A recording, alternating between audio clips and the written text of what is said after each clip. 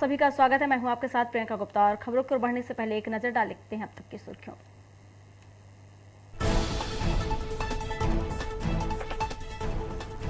भाजपा के राष्ट्रीय महासचिव ने मुखर्जी के बलिदान दिवस पर किया पौधारोपण। कहा, हर पोलिंग बूथ पर जरूर करें पौधारोपण। राजनीति सिर्फ ट्वीट करने से नहीं, मैदान में आने से चलती है।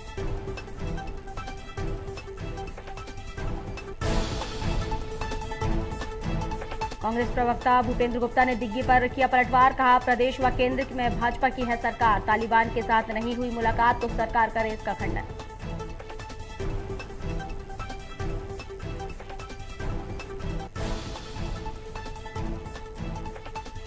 श्यामा प्रसाद मुखर्जी की पुण्यतिथि आज, दी गई अश्रुपूर्ण श्रद्धांजलि। बीजेपी के पूर्व जिलाध्यक्ष और कई कार्यकर्ता रहे उपस्थित।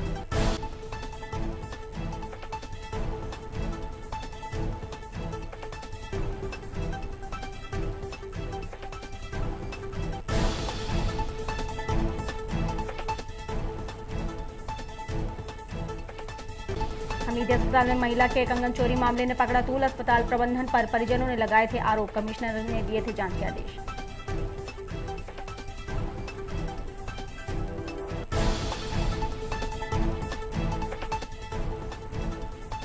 और भोपाल पुलिस ने 5 नकाबपोश को किया गिरफ्तार। बदमाशों ने 9 वारदातों को किया था स्वीकार। 6 लाख रुपए का माल किया जब्त।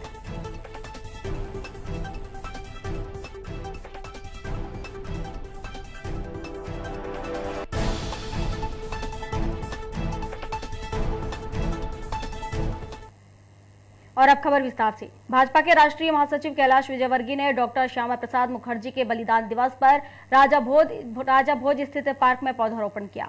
वहीं बीजेपी प्रदेश अध्यक्ष वीडी शर्मा, मीडिया प्रभारी लोकेंद्र पाराशर और बीजेपी कार्यकर्ता मौजूद रहे। इस मौके पर कैलाश विजयवर्गीय ने कहा कि भारतीय जनता पार्टी ने जेपी नड्डा के निर्देशन पर तय किया है कि हर पॉलिथीन बूथ पर यह व्यवस्था हो सके, वह वृक्षारोपण जरूर करें।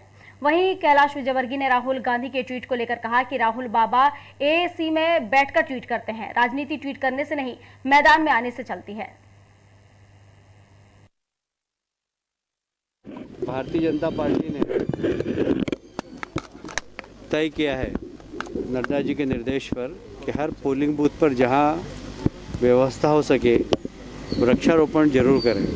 मुझे प्रसन्नता है कि भारतीय जनता पार्टी के जहां पर भी कार्यक्रम हो रहे हैं, हम कोशिश कर रहे हैं कि हर पोलिंग बूथ पर, सार्वजनिक स्थानों पर या लोगों के निजी स्थान पर वृक्षारोपण हो, क्योंकि पर्यावरण के लिए बहुत ज़रूरी है और इसके लिए अवेयरनेस प्रोग्राम भी चल रहा है। राहुल बाबा रोज एसी में बैठकर ट्वीट करते हैं। राजनीति ट्वीट करने से नहीं चलती, मैदान में आने से चलती। कांग्रेस प्रवक्ता भूपेंद्र गुप्ता ने दिग्विजय सिंह पर दिए बयान का पलटवार करते हुए कहा कि सरकार किसी और की नहीं बल्कि प्रदेश और केंद्र में भाजपा की है। उन्होंने बीबीसी न्यूज लंदन का हवाला देते हुए कहा कि भारत के अधिकारियों की मुलाकात गुपचुप तरीके से तालिबान के साथ हुई। वहीं कहा कि अगर मुलाकात नहीं हुई है तो सरकार इसका खंडन करे। सरकार किसी और की है क्या कि विश्वास सारंग की है? मोदी जी से बोलें, जांच करा लें। और दूसरी चीज़ ये है कि बीबीसी लंदन ने एक खबर जारी की है कि भारत के जो अधिकारियों की गुपचुप मुलाकात तालिबान के साथ हुई है, तो जवाब इस बात का देना चाहिए कि साहब जो है मुलाकात क्यों हुई, और अगर मुलाकात नहीं हुई है तो सरकार खंडन करे इसका। बीबीसी की न्यूज़ है, कोई छोटे मोटे न्यूज़ एजेंसी की न्यूज़ तो है नहीं। सरकार इसका जवाब दे, खंडन करे। दिग्विजय सिंह क्या है क्या नहीं है, इसके आड़ में क्या आप तालिबान से मिलना चालू कर दोगे? देश ये जानना चाहता, भारत ये जानना चाहता है। श्यामा प्रसाद मुखर्जी की पुण्यतिथि पर उन्हें अश्रुपूर्ण श्रद्धांजलि दी गई। इस अवसर पर भारतीय जनता पार्टी के पूर्व जिलाध्यक्ष, पूर्व विधायक, युवा मोर्चा जिलाध्यक्ष, पूर्व अल्पसंख्यक मोर्चा जिलाध्यक्ष और कार्यकर्तागण उपस्थित रहे। आज श्यामा प्रसाद मुखर्जी जी का बलिदान दिवस है। आज ही के दिन डॉक्टर श्यामा प्रसाद मुखर्जी जी कश्मीर के लड़ते हुए शहीद हो गए थे और उनकी ही बदौलत आज जो कश्मीर है वो भारत का अंग बना हुआ है। हम सब उनकी चरणों में नमन करते हैं और आज शपथ लेते हैं कि जो कश्मीर बचा हुआ है उसको भी भारत में मिलाकर ही दम लेंगे। राजधानी भोपाल के हमीदिया अस्पताल में खंडवा से कोरोना का इलाज कराने आई महिला की 15 अप्रैल को मौत हो गई थी, जिसके बाद मृतक महिला के परिजनों ने कंगन चोरी होने के गंभीर आरोप लगाए थे। वहीं मामले में कमिश्नर ने जांच के आदेश दिए थे। मामले की जांच सामने आने के बाद कंगन चोरी होने का मामला दर्ज किया गया है। बेसिकली अप्रैल माह में कोविड पेशेंट मीना जैन खंडवा से आकर के वहाँ पर एडमिट हुई थी। 15 अप्रैल को उनकी डेथ हो गई थी। डेथ के पश्चात जब उनकी डेड बॉडी सुपुर्द की गई तो सारे जेवरात वापस किए गए थे, लेकिन परिजनों का कहना यह था कि 2 कंगन उसमें से मिसिंग है। उस पर से कमिश्नर साहब के द्वारा जांच बैठा ली गई थी, जिस पर से हॉस्पिटल के अधिकारियों के द्वारा जांच की गई थी। जांच पर से पाया गया कि हाँ 2 कंगन गायब हुए हैं, जिस पर से कल हॉस्पिटल के आला अधिकारी उपस्थित होकर के प्राथमिकी दर्ज करवाई है, जिस पर से विवेचना जारी है। पूरा प्रयास जारी है किन परिस्थितियों में कहां पर गायब हुए हैं और किन लोगों के द्वारा डेड बॉडी सुपुर्द की गई थी, किन लोगों के द्वारा डेड बॉडी को जो बाकी फॉर्मेलिटीज होती है किन के द्वारा की गई थी, वो सारी तस्दीक की जाएगी, तभी निश्चित हो पाएगी कौन आरोपी है उस पर। कोलार पुलिस ने बड़ी सफलता अर्जित करते हुए 5 नकाबपोश को गिरफ्तार किया है। इन नकाबपोश ने 9 वारदातें करना स्वीकार किया है। पुलिस के अनुसार अभी कई खुलासे हो सकते हैं। बता दें कि शातिर नकाबपोश के पास से लगभग 6 लाख रुपए का माल बरामद किया गया है, जिसमें घरेलू सामान के साथ सोने चांदी के गहने भी शामिल है। कोलार पुलिस को एक सफलता हासिल हुई है। उन्होंने नकबजनी में सफलता हासिल करते हुए करीब 5 जो शातिर नकबजन है उनको गिरफ्तार किया है।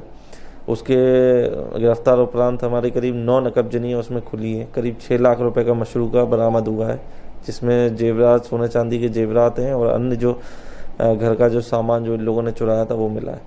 इसमें से जो 5 आरोपी हैं उसमें से एक आरोपी है जिसका पहले भी रिकॉर्ड रहा है इकबाल का। आगरमालवा जिले के सुसनेर में जिला कमेटी कांग्रेस और ब्लॉक कमेटी ने राज्यपाल के नाम एसडीएम के.एल. यादव को ज्ञापन सौंपा और बढ़ती महंगाई व किसानों को सोसाइटी के खाद बीज न मिलने, पेट्रोल डीजल, रसोई गैस और खाद तेल आपूर्ति के विरोध में लगातार बढ़ती हुई कीमतों के खिलाफ ज्ञापन सौंपा, जिसमें कांग्रेस के जिला अध्यक्ष बाबूलाल यादव, वरिष्ठ नेता भूपेंद्र सिंह चौहान, ब्लॉक अध्यक्ष रामपाल सिंह, ब्लॉक शहर कांग्रेस अध्यक्ष आशिफ हुसैन बोहरा, इरशाद कुरैशी, नौशाद खान, कृष्णा सिंह आदि उपस्थित रहे। किसानों के लिए बोनी का समय है और इस समय में किसानों को सबसे ज़्यादा आवश्यकता होती है खाद और बीज की। आज मध्य प्रदेश में पूरे आगरा जिले में सुसनेर में किसानों को सोसाइटियों में जिनके माध्यम से खाद और बीज दिया जाता था, नगद राशि दी जाती थी, जिससे कि किसान ट्रैक्टर के डीजल या ट्रैक्टर किराए की व्यवस्था करके अपना खेती बोनी करता था। कांग्रेस पार्टी ने ज्ञापन दिया जिसमें मांग की है कि जिन किसानों ने अपनी सोयाबीन 3,000 साढ़े 3,000 रुपये कुंटल में बेची थी, आज वो बिजवारा खरीदने अगर मार्केट में जाते हैं तो उनको 9 से 10,000 रुपये क्विंटल के हिसाब से सोयाबीन खरीदने को मिल रही है। खाद ब्लैक में बेचा जा रहा है, खाद उपलब्ध नहीं हो पा रहा है। इसको लेकर महामहिम राष्ट्रपति महोदय, राज्यपाल महोदय से हमने मांग की है कि मध्य प्रदेश की सरकार, शिवराज सिंह जी चौहान की सरकार को निर्देशित करने का कष्ट करे कि सोसाइटियों में पर्याप्त मात्रा में खाद उपलब्ध हो, किसानों को उचित मूल्य पर बीज मिले और साथ ही किसानों को आर्थिक तौर पर जो भी उचित मदद मिली जाए। दूसरी बात, यहाँ पर जो किसानों को मुआवजा नहीं दे रहा है, लंबित समय से मुआवजे की मांग चली आ रही, मुआवजे में किसी को देने का कष्ट है, जिससे किसानों को आर्थिक सहायता मिले। भोपाल में इंपोर्टेंट सिगरेट बेचने वालों पर कार्रवाई की गई है। पुराने शहर के हनुमानगंज थाना क्षेत्र में 3 व्यापारी विदेशी सिगरेट बेच रहे थे। आपको बता दें कि इन विदेशी सिगरेट के पैकेट पर वैधानिक चेतावनी प्रिंट भी नहीं था और चेतावनी प्रिंट के बिना कोई भी तंबाकू उत्पाद नहीं बेचा जा सकता है। पुलिस ने इंपोर्टेंट सिगरेट को जब्त कर तीनों आरोपियों पर मामला दर्ज कर लिया है।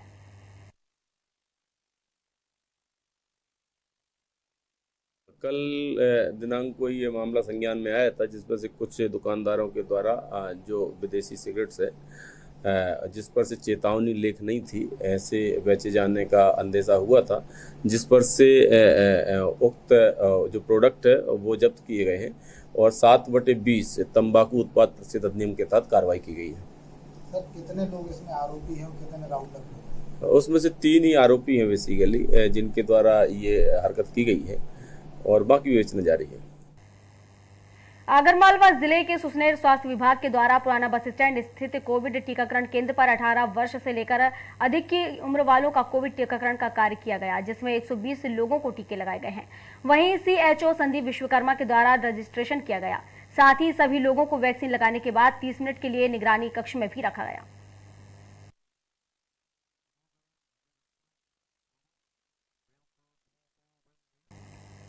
पुराने भोपाल के छोला थाना क्षेत्र में लाश मिलने से सनसनी फैल गई है। मृतक की पहचान PK इब्राहिम के रूप में की गई है।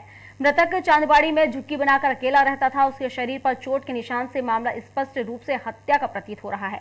वहीं पुलिस ने फिलहाल मामला दर्ज कर शव को पोस्टमार्टम के लिए भेज दिया है।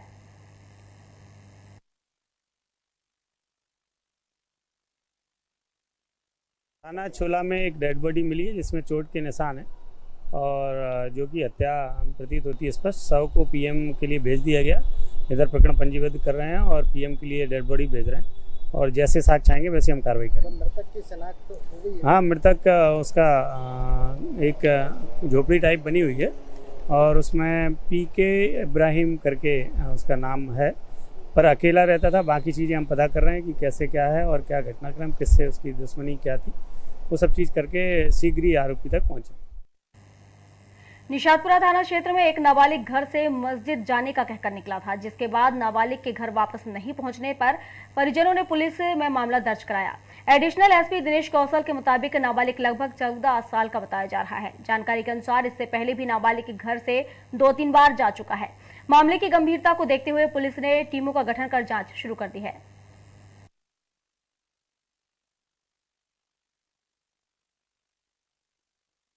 में एक 14 साल का बच्चा गया हुआ है, जिसमें पुलिस के पास रिपोर्ट आने पे तत्काल प्रकरण पंजीबद्ध कर लिया गया है। उसमें ये ज्ञात हुआ है कि पहले भी वो 2-3 बार लड़का चला गया है और अभी कह रहा था कि मस्जिद जा रहा हूँ और फिर आया नहीं, तो उसकी रिपोर्ट पे कर ली। हम लोगों ने पार्टियाँ भेज दी हैं और निश्चित ही जल्दी लड़का हम दस्तयाब कर लेंगे। सर, लगभग किन दिशाओं में पुलिस काम कर रही है और कब तक दस्तयाब? अब वो पहले बता रहे हैं कि जो 3 बार इसके पूर्व में भी जा चुका है, तो उसमें मुंबई भी गया है वो और भी जगह गया है, तो उसके जो रिश्तेदार हैं, साथीदार हैं, सबसे बात करके और वहाँ पे अपन तलाश कर रहे हैं। खबर भारत में खबरों का सिलसिला लगातार जारी रहेगा। फिलहाल इस बुलेटिन में बस इतना ही। आप बने रहिए खबर भारत के साथ। नमस्कार।